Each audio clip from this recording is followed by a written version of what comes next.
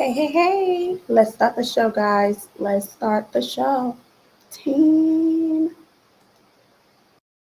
Invitation to break the introversion, apply determination, a little motivation. Forget your situation, or even your location. Do it now, do it right, do it now, do it right, do it now, do it right. It's about time. Yes, guys, do it now. Do it right. First of all, I'm going to go ahead and bring this mic in because we can keep going to the right. Yes. So we're going to go ahead and kick off today's show. Today, we are officially in episode number tres. Okay. And today's episode is about God, marriage, and dreams. And first of all, I just want to go ahead and apologize because I was supposed to have a guest speaker on this show today, but life happens. I got a last minute communication that something personal was going on with our guest speaker and they can't make their appearance today. So it's okay. We have to do what we have to do. The show goes on. So today's topic is going to be the same: marriage, God, marriage, and dreams. Okay. Um, yeah, so let me get adjusted because I will be taking on this topic. It was curated for my guests, but I'll go ahead and take this on. And don't worry about missing out on any gems you would have gotten from her because we will be rescheduling. And I think I will keep this conversation going with a lot more other people who I would also love to hear their insight on the topic. But for today, we will go ahead and start off with my intake on that, okay? But first, let me take a sip of water. Give me a second. Don't go nowhere. I got gems for you. Okay. Um, I'm not sure, but my mic for some reason, I hope I'm audible. Can you guys hear me? I hope so. Let me check that real quick because for some reason I am seeing okay. Sorry, guys, because now it will sound a lot better. Okay, now it sounds a lot better. Now I can hear a lot better. Moving on to the topic of today. Let's go ahead and start here. I'm seeing some chat come in. Let's see. Hey, Lauren, congratulations again.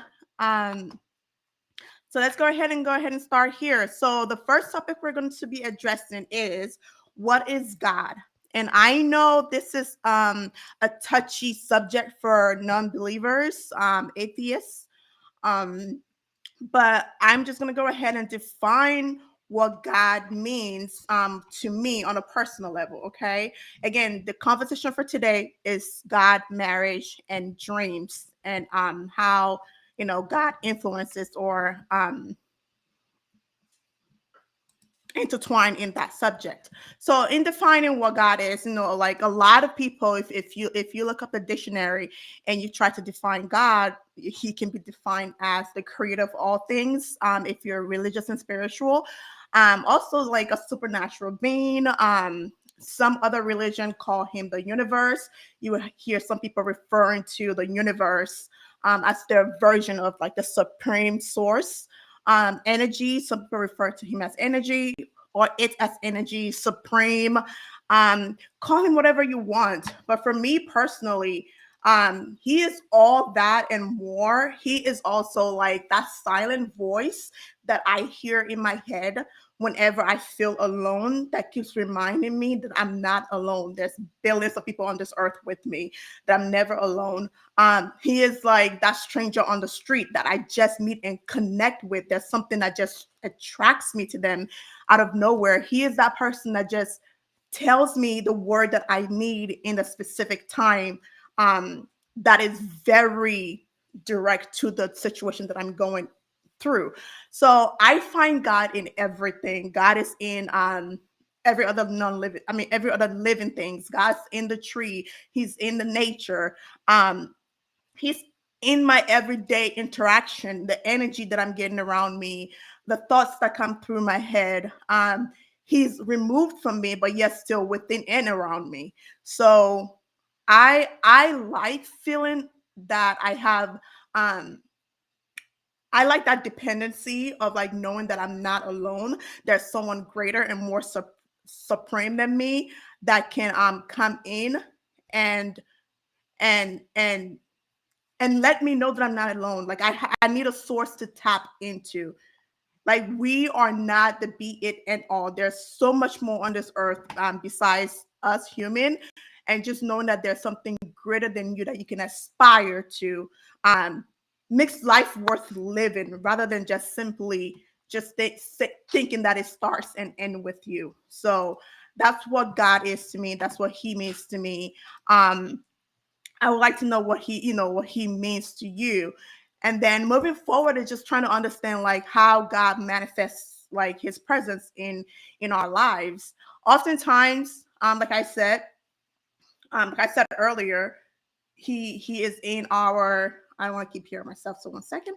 Um, he is in our interactions with people. God manifests Himself in my life every day with just a simple reminder of um, of life, a simple reminder of look waking up and knowing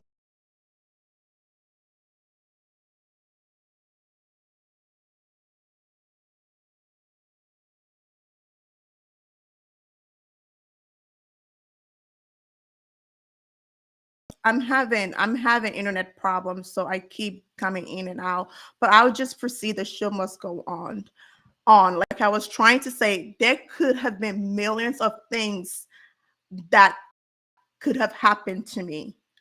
Like I am not immune from sickness. I'm not immune from being kidnapped, being raped, being like just bad things happening.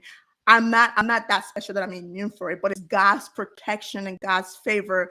That's how He's manifesting in my life every day, just guiding me in and out. I've had children who have never gotten seriously sick. The sickest we have ever gotten in our home was COVID, and we skimmed through that like champs. That was God's presence.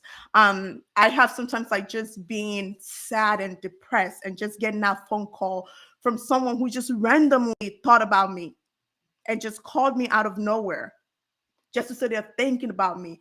That's God also presence remind like that's how He's manifesting Himself and reminding me every day that I'm not alone.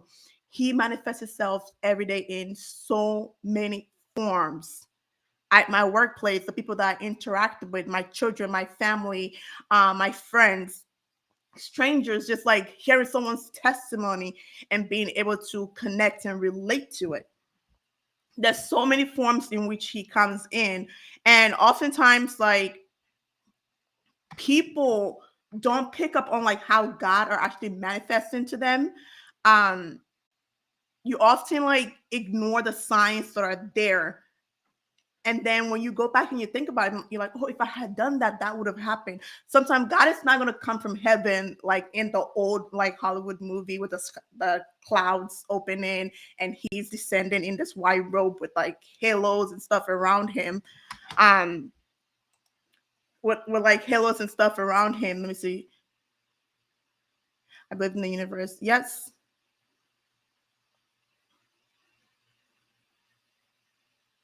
Exactly. And again, like believe in the universe, but it's about understand this. There has to be something greater than you. There has to be something way bigger than who you are and what you are. So again, like I was trying to say, there's so many ways that He manifests, Himself in our lives. And moving forward, it's like what is God's role? Like, what is God's like role with us humans in terms of marriage? So just segueing into like just understanding like what His role is and what guidelines have He put in place in terms of marriage. And one thing I would always say, God loves a married couple. God loves marriage. God loves unity. God loves just like us being fruitful and multiplying in the healthy sense, multiplying your gifts, multiplying your family, but in like the godly form. um so I would say oftentimes it's important to understand like the guidelines God has put in place for marriage. And one thing I do understand is that that guidelines is specifically for husband and wives, not boyfriends and girlfriends, not platonic relationships. So take this, I won't say with a grain of salt per se, but know what I'm referencing in this topic that we're about to venture into. One thing that I want to highlight again was um, his guidelines, and that was very clear in Ephesians. Ephesians, I think it's like, yeah, I have it up here in Ephesians 5:22-24, and I'm just gonna have it go under here, and then you can also read along with me. One of the guidelines that he said here was, wives, submit yourselves to your own husband. I will read that again. Wives, submit yourselves to your own husbands as you do to the Lord. That was specifically for the wives. 23 says, for the husband is the head of the wife, as Christ is the head of the church, his body, of which he is the Savior. 24. Now, as the church submits to Christ, so also wives should submit to their husband in everything. Okay, so I'm just going to let that just let the ticker go by one more time, if you want to catch that. But that is the guideline that God inspired men to write in the Bible, because the Bible were written by men. God didn't come from heaven and write that down, but that was his inspiration to Peter to have in that for our guidance. So one of the things I realized a lot of people have problem with, especially us modern women, and I say us because I am a modern woman. One of the things that we have problem with all of our educations and independency is the word submit. That word submit, I think that word submit have actually turned a lot of people off and made a lot of people wonder, like, should I or should I not partake in this like biblical definition of marriage? So let's look into that word submit. What is submit? Like, what does submit mean? What does it mean?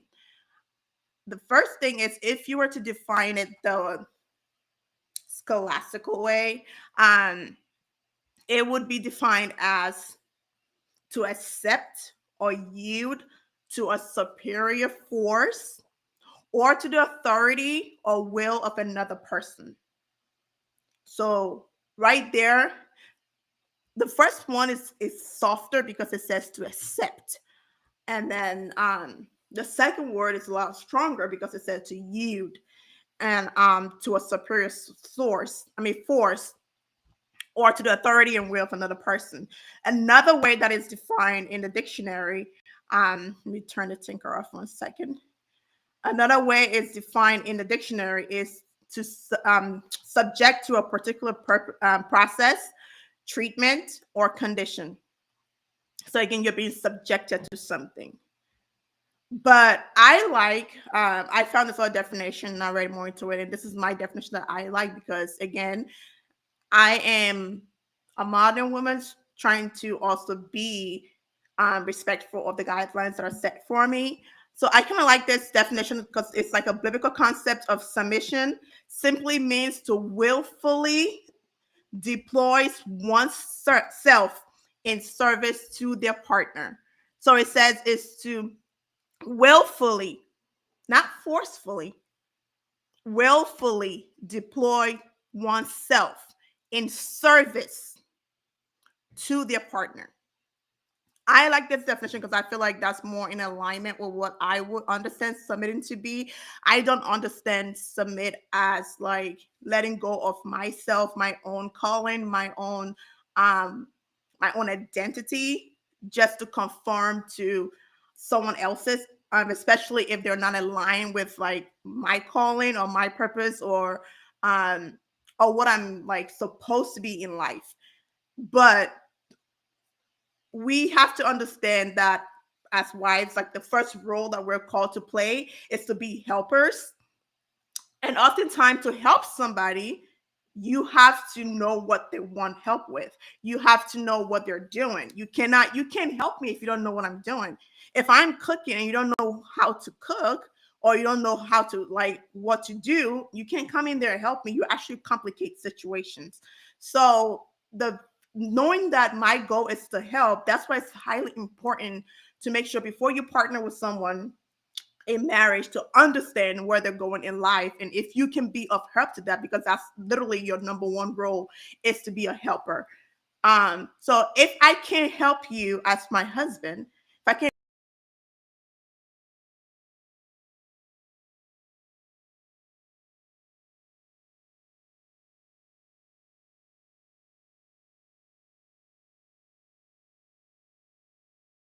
um in line with what I want for my life, how can I submit my goals to yours? How can I come in and help you? How can I edify you and honor what you're doing if I don't agree with it? And I think oftentimes people get into marriages and they realize later on down the line that we don't have the same, like, agenda. We don't have the same goals. We don't have, and when I'm saying goal, I'm not really saying you guys both want to be doctors. You guys both want to be lawyers. I'm talking about you guys have the same concept of family. Um, what are your children like? How are your children going to be raised? Have you guys thought about that? Do you have the same? Are you guys aligned with the instructions you guys are going to put in place?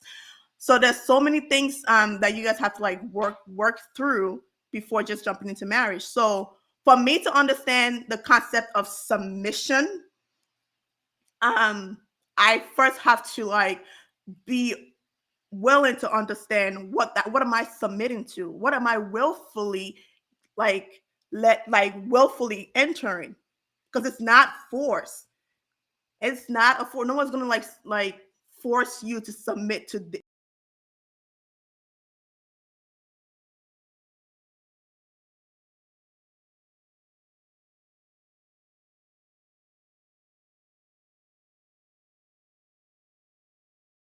himself. So if he cannot for any reason love you as he loves himself, it's going to be hard for you to submit. And if someone loves you, they're not going to take advantage of your submission. And again, like I said, I have struggled. I think I was just stuck on the fact that, you're independent. You take care of yourself. You don't let someone come in, like, boss you around because they're like they have the male genitals, and all of a sudden they're, like, in charge. But the more you start to, like, understand what that verse is actually, like, telling you to do and what it means, you understand that it's not a master and slave relationship. It's more of a helper, like you're both helping each other to thrive and to move on to the next step. So, but one thing I think people don't understand, and I think that's a lot of Christian men try to, like, dangle that over female, is that they automatically assume that because I'm a female, I should automatically submit to them. The Bible did not say that I should submit to all men, because even the same Bible says that we should all submit to each other, submit to one another. But what the wife is to submit to her own husband. God did not stutter when he put the own there. He needs to submit to all husband. I'm not supposed to going around doing whatever your husband wants me to do because I'm a wife. I am to submit to my husband because that's who I'm supposed to be a helper to. So that is one thing that we need to take into account when we're understanding that concept of, like, submitting to other people, and also understanding that it's not um, a slave master, abuser, victim situation, but actually two people coming together. Because just as I'm submitting to my husband, he also has to submit to God. So he's not exempted from any form of submission or taking his answering to someone. He is not omitted from that as well. So that's one thing I need to, and I say I need to because that's something, it's like a daily practice to just know when to bite, your tongue, even though it's, like, kind of hard. the way the media is trying to like push feminism and the independence of a woman, and just trying to find that perfect balance of knowing what the Bible also says your role is, which is to be a helper. Um, and that comes in a lot of form. Okay. So now moving on, it's like once I understand like what guidelines God has put in place for me, the next thing is understanding like the next step when you're married is to become a parent. So it's understanding what is God teaching you about like parenthood. Like what is God teaching you about parenthood? And how does that affect your relationship with him? I I would I would say honestly that being a parent has been one of the toughest. Like it's even I feel like it's more tougher than being a wife. It is one of the toughest thing things that I had to like embark upon. Because I won't say accomplish because it's a daily thing. As long as I'm still alive, I'm a parent, and it's a daily challenge. Some days are harder than the other. But it's something that I have to engage in. Even when my kids are like 40 and married, they're still gonna need their mom. They're still gonna need their dad. They probably just need some advice. Or they just might want to have me around even more because they know my time on earth, is coming to an end. So I would say one of the things that I'm learning with being a parent is is patience. Like your kid, they said life is like the greatest teacher. Yes, life is because you have to be alive to parent. But outside of the classroom, you will face all of your emotions as a parent. You will, because you will have kids that would test you, not because they're rebellious, because they're also trying to find themselves. Um, and you will have situations that will push you and force you to grow up. So I would say one of the things that parenthood is teaching me lately, and God is also teaching me, is patience. Because since I became a parent, I understood my relationship with God better, because now I have that autonomy. I have that power over these kids to decide when they can and cannot stay up, when they can and cannot have ice cream, when to tell them to wait for something that they're asking for, when to give it to them. So you start to understand your relationship with God and realize that God is keeping certain things away from me, not because I don't deserve it, but because He knows rightfully it's not time. The same way I'm doing to my kid, I'm keeping them away from the stove because I know that's hot. It's gonna injure you. As much as it's so enticing because like the stove is hot, pot is boiling, you can smell the great delicious food, but you cannot go to it because it's gonna burn you. So I'm understanding more and more, like I'm not saying I'm God, but I'm understanding like that relationship with him because of like the mini I'm running the mini version of like what he's doing on a grander scale. Like I'm running a family where with the kids it's like, again, like I said, I have to decide. I have to say yes, I have to say no, I have to say wait. I have to say no, you're not getting that. We can't go that route. We can't do this stuff. I have to set boundaries. And God is doing that with me every day. So I think being a parent actually helps you understand your relationship with God as well. It does not mean that if you're not a parent, you don't have a relationship with God. That's not what this means. It just means that you start to like be more patient, because you need your kids to be patient. You need your kids to trust that your no is no, and to trust that when you say no, it's for their own good. So oftentimes, I relate how I'm parenting to how God is also like parenting me and guiding me. And I also try to like reflect and like at night sometimes if I had offended my kids and stuff like that, I literally have like, I may not always like tell them sorry or apologize to them, but I try to take that up to God and beg for forgiveness, because I don't want like me abusing my power here on earth to like lead to him punishing me and like trying to like show me that I'm not the be it and all, like, and do the same onto me like I did onto my kids. So I like to be mindful of that.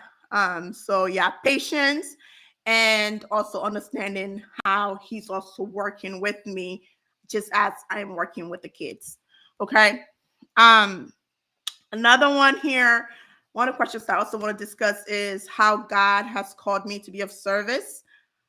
I would say I am a jack of all trade. I'm not gonna lie. I'm a jack of all trades. I do so many things. I love so many things, even though oftentimes they fall under the umbrella of like art and creation and creativity. But I still love all things creation, creativity, art. I can code. I can teach. I can show, which is also teach. I can create. I can like write a whole movie from my head within a day or two. I can write a whole book from my head. I can simplify stuff. I can simplify complex topics. I don't have to be expert in it. I just know enough to get by and have conversations and do research if need be. But when I look at all of the things that I'm able to do, I can parent, I can help, I can be a wife, I can be a mother, I can be a sister. When I just look at everything, it all comes down to um, simplifying and making things better for people, making life better for people, making concepts better for people. So I would say God has called me to be of service in the field of just teaching, encouraging, lifting up people, upbringing, uplifting. I would say not upbringing. Upbringing would be in relation to my kids, but uplifting. I would say that's what God has called me to do. However, in whatever field that is, however way that is, whether I uplift and educate people through this platform, through my books that are to come, my movies that are to come, speaking engagements that are to come, um, teaching, passing down like knowledge, like academic knowledge that I've encountered, professional knowledge that I've an experience that I have acquired over the years. Whatever it is, I feel like that is what my calling is, and I take pride in it, and I just hope and pray that I never ever give up, because at the end of the day, I don't want to. I feel like I have so much to offer the world that I don't want to like deprive someone of their inspiration, their motivation, their encouragement, their help in life, because I decided to like let go of my calling because someone out there needs me. Um, I don't know them. I don't know who they are. I don't know where they are. I don't know when they're going to need me. But my job is to do what I need to do and let God use it to do what he needs to do. And if I sit on it and die with it, I deprive someone from it. So that's how I understand it. And I know it's such a heavy burden to put on myself. But again, I feel like I can carry it, and God knows that I can. That's why he gives me like the talents of communication, the talents of just being able to create, enlighten, educate, entertain, help, simplify things for people. So yeah, I would say those are what God has come to be service of. And it can be in whatever sector. Again, I don't limit myself to a particular field. I'm a jack of all trade, and I like to be that way because I feel like someone somewhere can get what they need from me if I make myself available. Okay, okay. All right. So now moving forward, last but not the least here, I was trying to keep track of time. Can't find my timer on here, so I don't even know how long this has been. But what is God teaching you? Okay, wait, no, I can't. I already talked about what is God teaching me lately about parenthood, and the answer, if you didn't remember, patience, and also understanding my relationship with Him. But now I'm jumping over to the last question: is what is the most important thing to keep in mind when chasing your dreams and aspiration? again, for me, I think I said it earlier when I was talking. Um, I would say the most important thing for me to remember is that it's a marathon and not a sprint. And that's me being as candid as I can be here. I can give a cliche answer right now, but to be transparent, I would say for me, it's a marathon and not a sprint. I say it's a marathon because I'm a person who um I've been programmed to expect result at at a specific time. Um in my professional field, I'm a project manager. And the first thing you do when you're about to manage a project is you set the timeline, you set the schedule. When are we getting this by? Because then you have something that's driving your push, that's dictating how fast you can go with the project. Because at the end of the day, you need the result at a specific time. And even before I joined project management, I think I've always been that person of like seeking like a microwave. Like I've been the microwave society where it's like I come in, I do this today, by tomorrow, I wanted to have been out there already like turning over profits and stuff like that. And that has messed with me, honestly, because it made me quickly give up on things that I could have pushed a little further with. I could have invested more time, even though I wasn't getting the result that I wanted. I could have invested and pushed myself a little further. But again, I didn't because I was hooked on.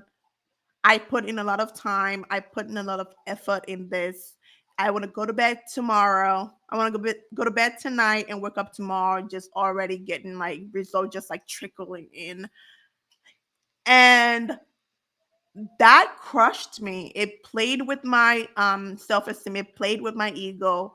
And one thing I had to tell myself when I kind of stepped away from like my earlier days of like doing YouTube and doing other stuff, under other non-academic and career related stuff, like more of my passion, which is creation, sharing and educating.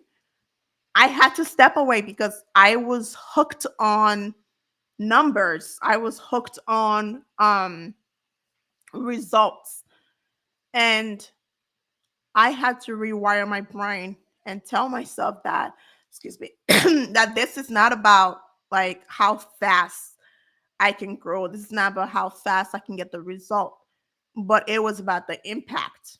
So whether I impacted a person, a group of people, a nation, it didn't matter for me because at the end of the day, it was that someone was impacted. And I feel like when I focus on how impactful my work is going to be, like I feel like that pushes me, and that's more of an attractive like um enticement to keep me going because I'm like, oh my god, like someone was inspired by this. Whether the person says it or not, whether the person acknowledges it or not by sharing, commenting, or whatever, I feel it, I know it because I see the conversations going. Um, I see. I may not always see the result now and see right now that I'm impacting them, but I truly and solely believe that in time to come, I will be proud of myself because I wasn't more hooked on numbers and hooked on um, the wrong things. I was more focused on doing the work and letting the work do its work. Okay.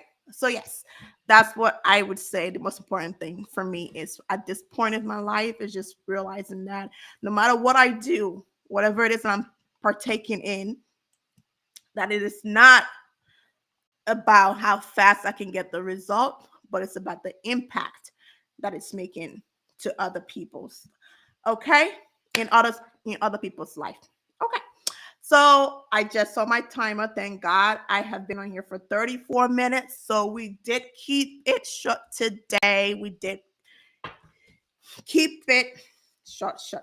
So I'm going to go ahead and just go ahead and shuffle here like we always do at the end of every show, just to get the question of the day, just to spike conversation. So go ahead and make sure to watch this video in its entirety if you didn't tune in live. Comment about your topic, the comment about what you liked, and what like what you feel like could have been better, difference in opinion. And then also just go ahead and just let me know what your answer for the topic of the day is and the question of the day. So I'm just gonna go ahead randomly shuffle. I can't even shuffle straight, guys. So let's see here. Shuffle. This one's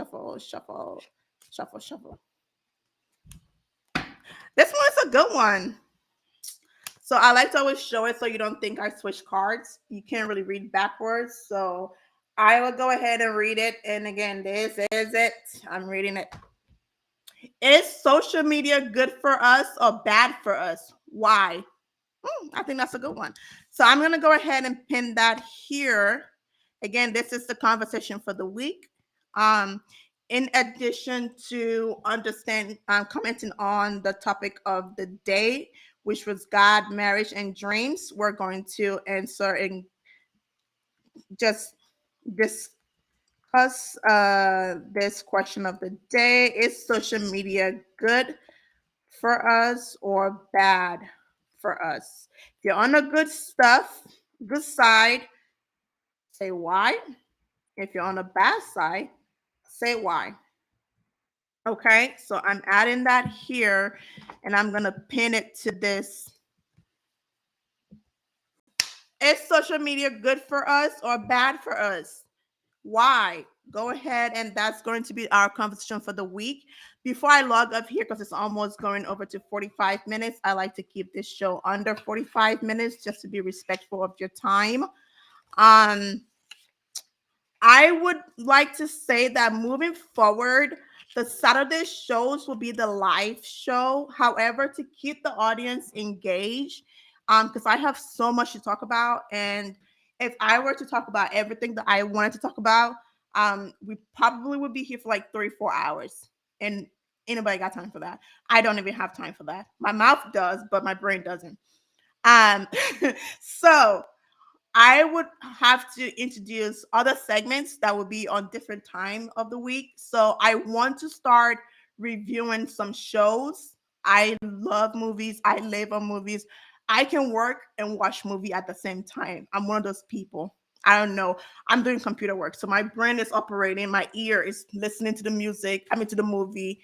If something interesting is happening, I look down, but I like to operate and do multiple things at the same time.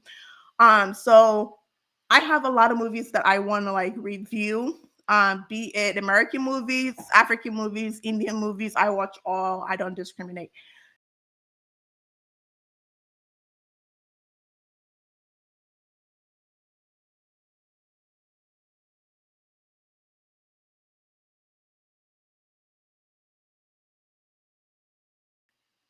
And then post it for you guys, to review. So I would like to review some movies, and also in addition to reviewing movies, I'll just come on live just to engage and get to know you guys. It's not always going to be about getting to know me. I would also like to get to know you guys. So Wednesdays will be movie review, movie or book.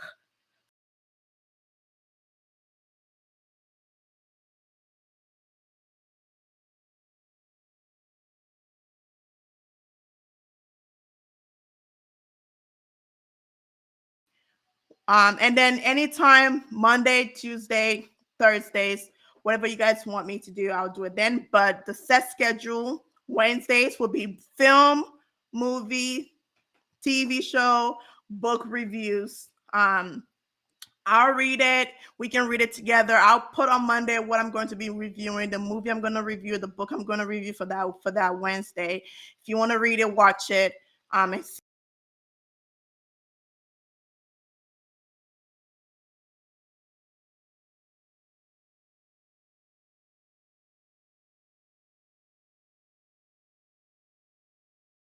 The days in between, we will do whatever feels like. Okay.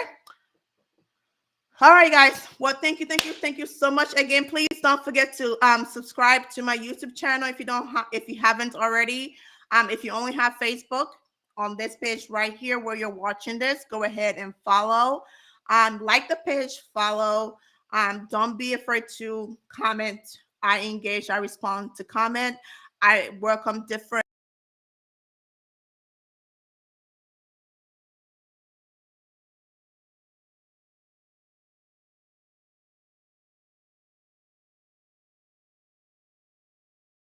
all. Thank you so much for being faithful.